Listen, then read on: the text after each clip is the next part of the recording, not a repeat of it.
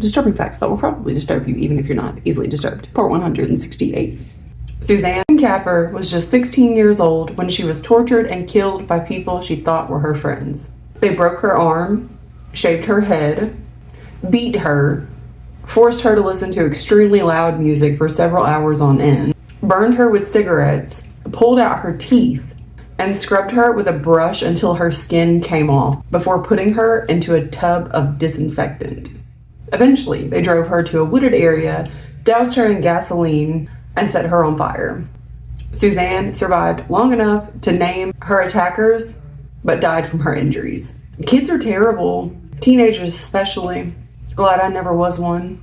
Klaus Grabowski was shot and killed by Marianne Bachmeier in a crowded courtroom in 1983. Klaus, a 35-year-old sex offender, had kidnapped Marianne's 7-year-old daughter Anna and murdered her. At the time of his murder, he was on trial for this crime. Bachmeier was convicted of manslaughter and unlawful possession of a firearm. She was originally sentenced to 6 years in prison, but was released on probation after serving 3. I don't think she should have gotten any prison time at all. That's just me. After he bombed Flight 629 in 1955, killing 44 people, including his mother, who was the main target because he wanted the insurance payout, the bomber, Jack Gilbert Graham, said, "I don't feel remorse. Everybody pays their way and takes their chances. But you weren't wanting to pay your way. You were wanting your mother's life insurance policy to pay your way." So I feel like it's a little bit different.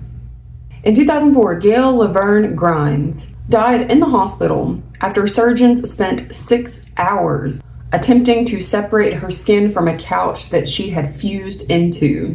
Not to be confused with Lacey Fletcher, the disabled woman whose parents left her on a couch for 12 years. This is a different person. Gayle had suffered a broken leg in the 90s and sat on her couch while it healed, of course. And then after it healed, she somehow managed to break the same leg again. So that instilled in her a fear of breaking her leg for a third time. So she one day sat down on the couch and never got back up again. And apparently she lived with somebody that was her husband, but wasn't really her husband, but they called each other husband and wife. And Gayle's family even came and visited her. And apparently nobody noticed that she was slowly fusing to the couch until one day, after 6 years of sitting on the couch, her brother visited and realized that she was having trouble breathing. And he finally called 911.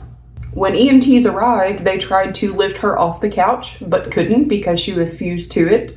And the apartment was so filthy that workers had to wear protective clothing while trying to separate her from the couch, until eventually they realized that they were going to be unable to separate her from the couch, so they just decided to take her, couch and all, to the hospital. The surgeons tried for 6 hours to save her life, but unfortunately were unsuccessful. So this goes out to all my people that have a significant other that's like deep in depression or something, and they don't want to get up, they don't want to move. Tell them this story. Tell them, hey, do you want to end up like Gayle Grimes, who just one day said to herself, "Thanks for watching."